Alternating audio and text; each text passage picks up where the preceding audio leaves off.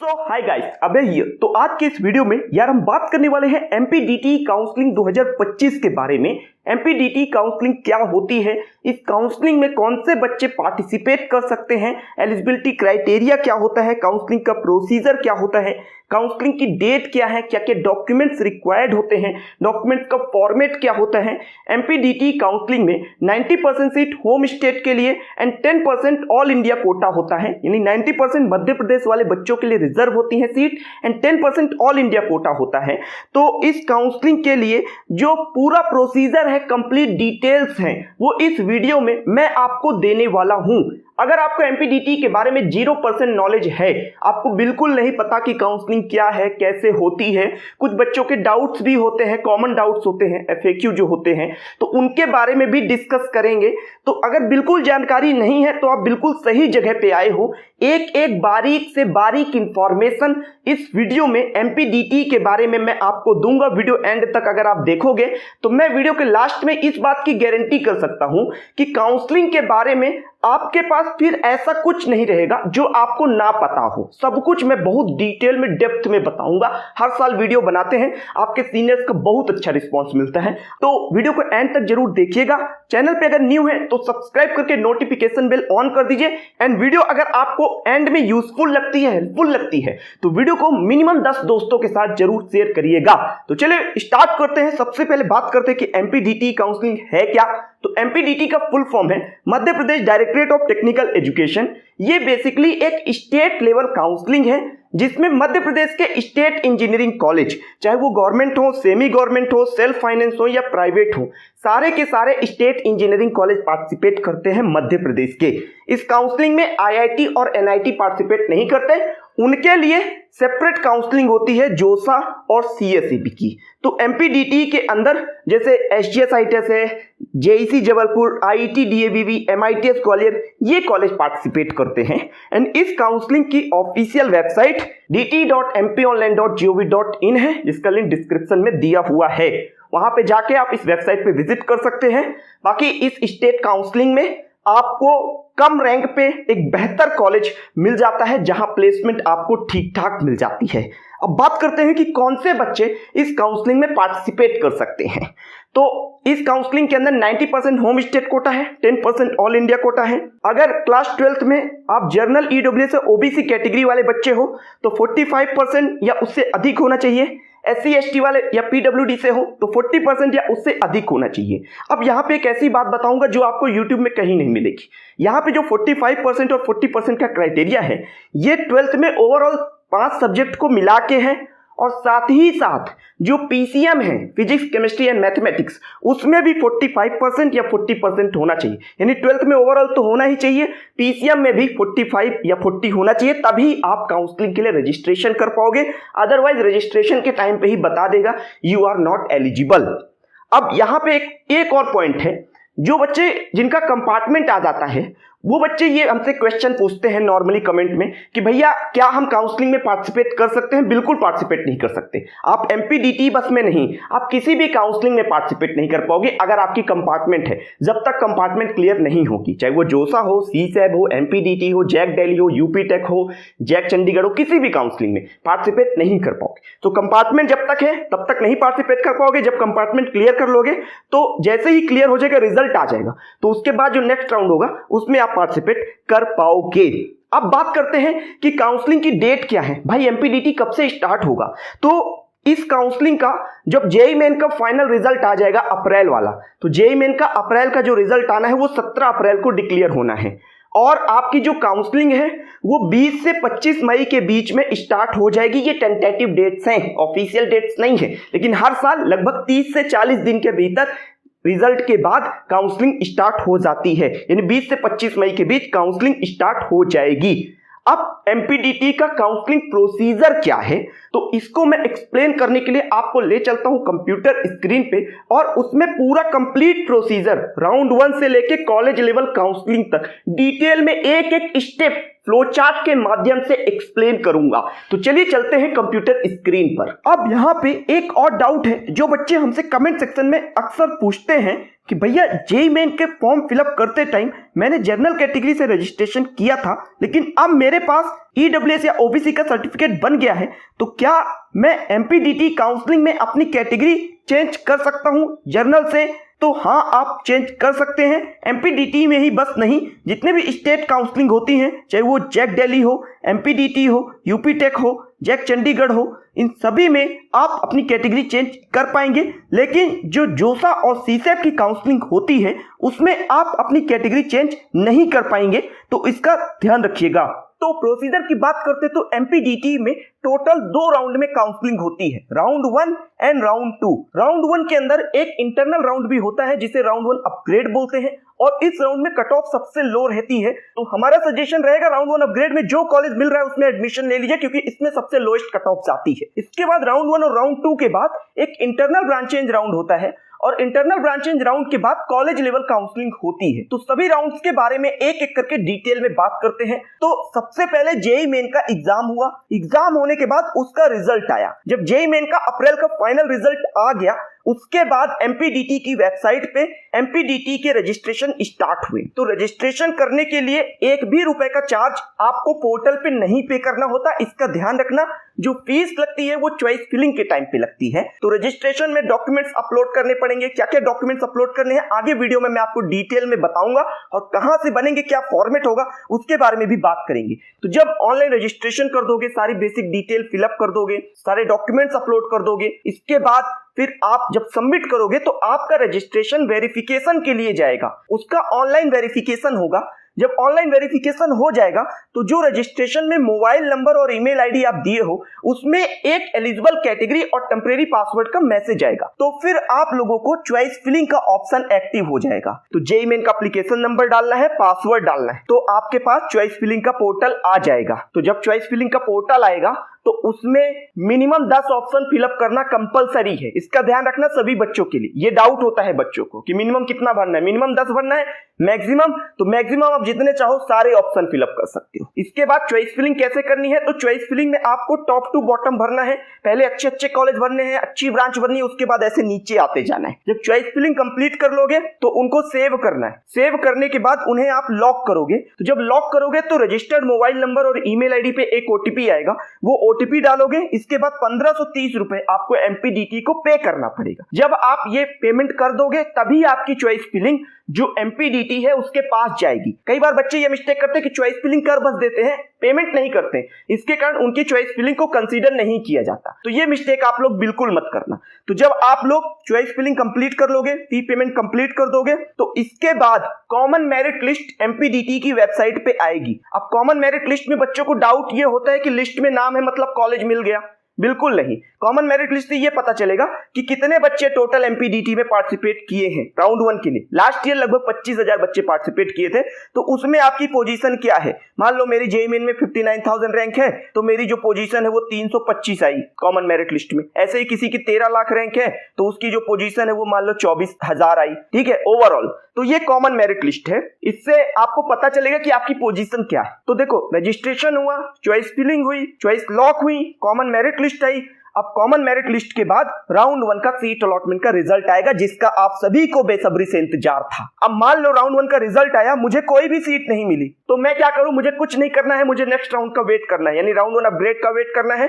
आपको अपग्रेड के लिए कोई फीस भी नहीं पे करनी, ऑटोमेटिक आप अपग्रेड के लिए कंसीडर किए जाओगे। मान लो कि राउंड 1 का रिजल्ट आया और उसमें मुझे सीट मिल गई। फॉर एग्जांपल, मुझे जेईसी जबलपुर के अंदर राउंड 1 में आईटी ब्रांच मिल गई, मैंने इसे चॉइस नंबर 9 पे फिलअप किया था। तो फिर अब मुझे क्या करना है, तो मुझे जेईसी में आईटी तो मिल गई है, लेकिन मैं चाहता हूं कि मुझे एसजीएस आईटीएस मिले और ऊपर मैंने उसकी सीएसआईटी ईसी डीएवीवी का सीएसआईटी भर रखा है। तो मैं क्या करूंगा, कि अगर मुझे अपग्रेड करना है तो फिर मुझे अप्लाई करना पड़ेगा अपग्रेड के लिए।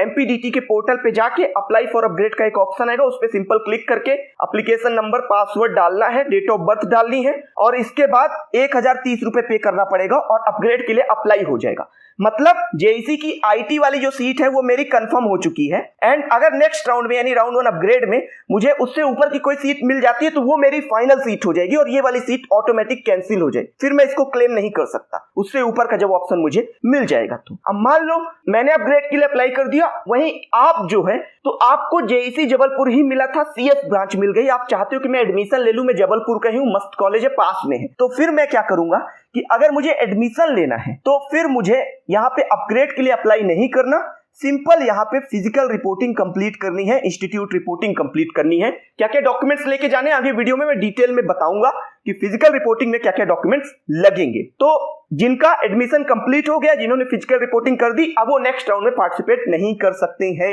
अगर उन्हें पार्टिसिपेट करना है तो पहले एडमिशन कैंसिल करवाओ, इसके बाद कर पाओगे। जिस भी राउंड में एडमिशन ले लोगे उसके आगे नहीं जा सकते, इसका ध्यान रखना। तो मान लो कि मैं अपनी बात करता हूं, मैंने जेईसी की आईटी में अपग्रेड के लिए अप्लाई किया, राउंड 1 अपग्रेड का रिजल्ट आया और जब उसका रिजल्ट आया तो मुझे मान लो कि आईटी डीएवीवी इंदौर के अंदर सेकेंड राउंड जो राउंड 1 अपग्रेड आया उसमें मुझे आईटी डीएवीवी के अंदर आईटी ब्रांच मिल गई, ठीक है, अपग्रेड के रिजल्ट में। तो अगर मुझे यहाँ पे अब एडमिशन लेना है, देखो राउंड 1 अपग्रेड का सबसे लो कट ऑफ जाता है, यहाँ पे अगर एडमिशन लेना है एमपीडीटी के थ्रू तो इससे लो कट ऑफ आपको नहीं मिलेगी नॉर्मल राउंड्स में, इसका ध्यान रखना। तो अगर अपग्रेड का रिजल्ट आया और मुझे एडमिशन लेना है तो कुछ नहीं करना, अपग्रेड के रिजल्ट के बाद सिंपल रिपोर्टिंग करनी है फिजिकल और एडमिशन कंप्लीट हो जाएगा। लेकिन अगर मान लो कि मैं सेटिस्फाइड नहीं हूं और मुझे एडमिशन नहीं लेना, डीएवीवी का आईटी नहीं चाहिए, मुझे एसजीएस आईटीएस ही चाहिए था, तो मैं एडमिशन के लिए नहीं जाऊंगा, रिपोर्टिंग नहीं करूंगा, तो राउंड 1 अपग्रेड की जो सीट है वो मेरी कैंसिल हो जाएगी। अगर मैं रिपोर्टिंग नहीं करूंगा तो राउंड 1 अपग्रेड की सीट कैंसिल हो जाएगी और इसके बाद मैं राउंड 2 में पार्टिसिपेट कर पाऊंगा। अब एमपीडीटी के अंदर राउंड 2 जो होता है उसमें न्यू रजिस्ट्रेशन भी अलाउड रहता है और जो ओल्ड कैंडिडेट है जिन्होंने एडमिशन अभी कंफर्म नहीं किया है वो भी पार्टिसिपेट कर सकते हैं। तो इसके बाद फिर क्या होगा, राउंड 2 के लिए फिर से फ्रेश चॉइस फिलिंग होगी और वहां पे 1130 रुपए जो पुराने कैंडिडेट है उनको और जो न्यू कैंडिडेट है उन्हें 1530 रुपए ही पे करना पड़ेगा।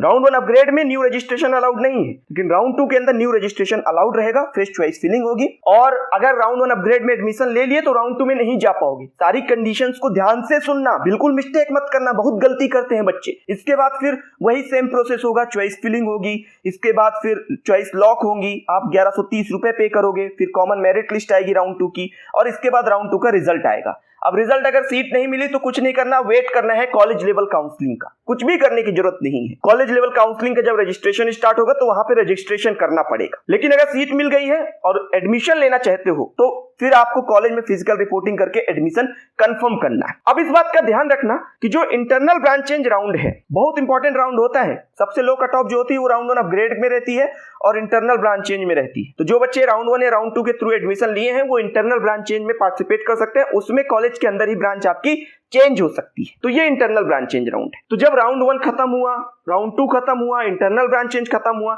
इसके बाद भाई स्टार्ट होती है कॉलेज लेवल काउंसलिंग। तो कॉलेज लेवल काउंसलिंग में वही बच्चे पार्टिसिपेट कर सकते हैं जिन्होंने अभी तक एडमिशन नहीं लिया है, या फिर वो बच्चे भी कर सकते हैं जिन्होंने एडमिशन ले लिया था, फिर वो जागृत हुए कि यार अच्छा कॉलेज नहीं है, अच्छी ब्रांच नहीं है, फिर कैंसिल करवाएं एडमिशन, फिर कॉलेज लेवल काउंसलिंग में पार्टिसिपेट करें, जिसमें आपको कॉलेज में फिजिकली रिपोर्ट करना होगा और वहां पे ऑफलाइन काउंसलिंग होती है, डॉक्यूमेंट्स लेके जाने पड़ेंगे, रजिस्ट्रेशन ऑनलाइन करना पड़ेगा, रजिस्ट्रेशन करके स्लिप लेके जाएंगे, डॉक्यूमेंट्स लेके जाएंगे, तो वहां ऑफलाइन काउंसलिंग होगी, कॉलेज लेवल काउंसलिंग इसको बोलते हैं। तो ये कंप्लीट इंफॉर्मेशन है एमपीडीटी काउंसलिंग प्रोसीजर के बारे में। मैंने आपको बताया कि राउंड 1 होगा, राउंड 1 अपग्रेड होगा, इसके बाद राउंड 2 होगा, इसके बाद जो बच्चे राउंड 1 और राउंड 2 में एडमिशन ले लिए वो इंटरनल में जा सकते हैं, जिन्होंने एडमिशन नहीं लिया वो कॉलेज लेवल काउंसलिंग का इंतजार कर सकते हैं। सो आई होप आपको प्रोसीजर समझ में आ गया होगा। अब एमपीडीटी में जब हम काउंसलिंग करते हैं तो एक वर्ड आता है टीएफडब्ल्यू सीट। अब इस सीट के लिए बच्चे बहुत ज्यादा अट्रैक्ट होते हैं क्योंकि इस सीट में ट्यूशन फीस नहीं लगती है कॉलेज में, तो फीस नहीं लगती, इसके कारण बच्चे बहुत अट्रैक्ट होते हैं। तो टीएफडब्ल्यू से रिलेटेड हमारे पास बहुत क्वेरी आती हैं कमेंट सेक्शन में, तो उसे मैं कवर कर लेता हूं। देखो टीएफडब्ल्यू सीट जो होती है वो ट्यूशन फी वेवियर होता है, मतलब ट्यूशन फीस नहीं लगेगी। टीएफडब्ल्यू सीट के लिए केवल मध्य प्रदेश के बच्चे ही अप्लाई कर सकते हैं। ऑल इंडिया वाले बच्चे TFW के लिए एलिजिबल नहीं होते। सभी कॉलेज के अंदर 5% सीट जो है वो TFW वाली होती हैं और मध्य प्रदेश वाले बच्चे वही अप्लाई कर सकते हैं जिनके पेरेंट्स की फैमिली इनकम जो है वो 8 लाख रुपए सालाना या उससे कम हो। उससे ऊपर वाले अप्लाई नहीं कर पाएंगे। और एक इंपॉर्टेंट पॉइंट यह है कि TFW का जो कट ऑफ होता है वो हाई होता है क्योंकि इस कैटेगरी में आपकी कैटेगरी कंसीडर नहीं की जाती। मान लो मैं ओबीसी कैटेगरी से हूं तो मैं TFW में अगर अप्लाई करूंगा तो मैं जर्नल में ही माना जाऊंगा। आई होप आपको समझ में आ गया होगा। अब बात करते हैं कि क्या क्या डॉक्यूमेंट्स रिक्वायर्ड है एमपीडीटी काउंसलिंग में। तो देखो एमपीडीटी के अंदर 2 जगह डॉक्यूमेंट्स की रिक्वायरमेंट होती है। पहला रजिस्ट्रेशन के टाइम पे और दूसरा कॉलेज में जब हम फिजिकल रिपोर्टिंग करते हैं फाइनल एडमिशन के लिए तो उस समय पे रिक्वायरमेंट होती है। तो रजिस्ट्रेशन के टाइम पे आपको एमपीडीटी में class 10th and class 12th की मार्कशीट लगेगी। अगर मध्य प्रदेश के डोमिसाइल है तो आपको डोमिसाइल सर्टिफिकेट, इनकम सर्टिफिकेट और कैटेगरी सर्टिफिकेट लगेगा। अगर इनकम 8 लाख या उससे ऊपर है तो इनकम सर्टिफिकेट की जरूरत नहीं पड़ेगी। और अगर कोई सब कैटेगरी लग रही है, मान लो स्पोर्ट्स का है, सैनिक कोटा है या फिर एनसीसी कोटा है, तो आपको सब कैटेगरी का डॉक्यूमेंट देना पड़ेगा, वैलिड डॉक्यूमेंट देना पड़ेगा। अगर आप ऑल इंडिया कोटे से हैं तो फिर आपका सिर्फ 10th एंड 12th का मार्कशीट ही लगेगा।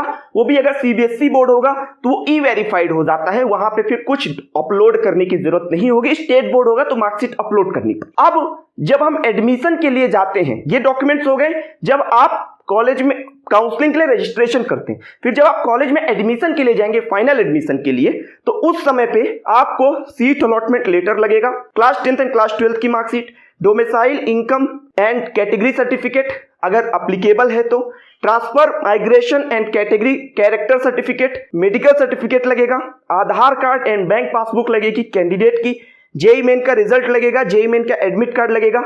अगर कॉलेज के हॉस्टल में एडमिशन ले रहे हैं तो एंटी रैगिंग का एफिडेविट लगेगा जो कि 100 रुपए का स्टाम्प में होना चाहिए। गैप सर्टिफिकेट, अगर 12th के बाद ड्रॉप किया था तो गैप सर्टिफिकेट लगेगा। अगर 12th के बाद डायरेक्ट एडमिशन लिया तो गैप सर्टिफिकेट नहीं लगेगा। और एमपीडीटी का पासवर्ड लगेगा। तो यहां पे जो डोमिसाइल, कैटेगरी और इनकम सर्टिफिकेट है ये आपका लेटेस्ट होना चाहिए, इसका ध्यान रखिएगा, जो करंट फाइनेंशियल ईयर का हो। बेसिकली इनकम सर्टिफिकेट तो करंट फाइनेंशियल ईयर का ही चाहिए, ईडब्ल्यूएस सर्टिफिकेट भी करंट फाइनेंशियल ईयर का चाहिए, ओबीसी भी करंट फाइनेंशियल ईयर का चाहिए। डोमिसाइल सर्टिफिकेट 2-3 साल पुराना होगा तो भी चल जाएगा, कोई दिक्कत नहीं है। एससी और एसटी वाला जिनका डिजिटल सर्टिफिकेट होता है उनका पुराना सर्टिफिकेट भी चल जाएगा एससी और एसटी के केस में। बाकी ये सर्टिफिकेट बनेंगे कहां? तो जहां भी आपके नोटरी का काम होता है, तहसीलदार का ऑफिस होता है, वहां आप चले जाइए, आपके जितने भी सर्टिफिकेट्स हैं सारे के सारे बन जाएंगे, इसका ध्यान रखिएगा। और इसके बाद जो गैप सर्टिफिकेट है, एंटी रैगिंग एफिडेविट है, इनका फॉर्मेट आपको वीडियो के डिस्क्रिप्शन में टेलीग्राम चैनल है उस चैनल में मिल जाएगा। तो ये कंप्लीट डॉक्यूमेंट्स हैं, इनको ओरिजिनल भी आपको लेके जाना है, कैंडिडेट का फोटो भी होना चाहिए, पासपोर्ट साइज फोटो, 6 फोटो आप रखिएगा। ये सारे डॉक्यूमेंट्स ओरिजिनल भी होने चाहिए और साथ ही साथ इनकी 3-3 फोटो कॉपी आप करवा लीजिएगा। अगर हॉस्टल लेना है तो 4 कॉपी करवा लीजिएगा ओरिजिनल के साथ, एक अपने पास रेफरेंस के लिए भी रखिएगा। तो ये कंप्लीट डॉक्यूमेंट्स है। अब बात करते हैं कि एमपीडीटी काउंसलिंग मैं कर तो रहा हूं, तो इसमें भाई टॉप कॉलेज क्या है, कौन कौन से कॉलेज में मुझे एडमिशन मिल सकता है। तो एमपीडीटी के थ्रू मैं टॉप 10 कॉलेज आपको बता रहा हूं। ट्राई करिए कि स्टार्टिंग की जो 4-5 कॉलेज है वहां मिल जाए, उससे नीचे ना जाना पड़े, क्योंकि उससे नीचे जाओगे तो पछताओगे, प्लेसमेंट में दिक्कत बहुत ज्यादा आती है फिर। तो यहाँ पे number 1 college SGS ITS Indore है, जिसे हम एनआईटी भोपाल से भी कंपेयर करते हैं, best placement, best college. Number 2 पे आईटी डीएवीवी इंदौर, इसकी भी प्लेसमेंट अच्छी है। नंबर 3 पे जेईसी जबलपुर, इसकी प्लेसमेंट ओके कंडीशन में है। एमआईटीएस ग्वालियर की भी ओके कंडीशन में है। नंबर 5 पे यूआईटी आरजीपीवी भोपाल। ये 5 कॉलेज सेफ हैं। अगर यहाँ पे टेक ब्रांच मिल जाती है, सर्किटल ब्रांच मिल जाती है, तो आप आराम से आंख बंद करके एडमिशन ले सकते हैं। इसके बाद नंबर 6 पे एलन सिटी भोपाल है, प्राइवेट के अंदर यही एकमात्र कॉलेज है जिसका 1994 वाला मेन कैंपस जो है वो प्लेसमेंट के हिसाब से सेफ है। इसके बाद नंबर 7 पे यूईसी उज्जैन, 8 पे एसएटीआई विदिशा, नंबर 9 पे REC Rewa and IGEC Sagar and number 10 पे एक्रोपोलिस एंड आईपीएस इंदौर है। तो ये 10 कॉलेज हैं, इनमें ट्राई करने के एडमिशन हो जाए। इससे नीचे जाओगे तो फिर भाई कुछ नहीं होने वाला, इसका ध्यान रखना और कोशिश यही करना कि टॉप 5 में हो जाए, उससे नीचे ना आना पड़े। तो ये कंप्लीट इंफॉर्मेशन है एमपीडीटी के बारे में। अब अगर कोई डाउट, कोई क्वेरी है तो कमेंट सेक्शन में जरूर लिखना। मैंने ओवरऑल सभी बातों को कवर किया है, सभी पॉइंट्स को कवर किया है। जो बच्चे चैनल पे नहीं तो सब्सक्राइब जरूर करके नोटिफिकेशन बिल ऑन कर लेना एंड इस वीडियो को दोस्तों के साथ शेयर करो। अगर वीडियो हल्की भी यूजफुल लगती है तो मिनिमम 10 दोस्तों के साथ इसको शेयर करो। वीडियो को लाइक जरूर करिएगा, इससे मोटिवेशन मिलता है।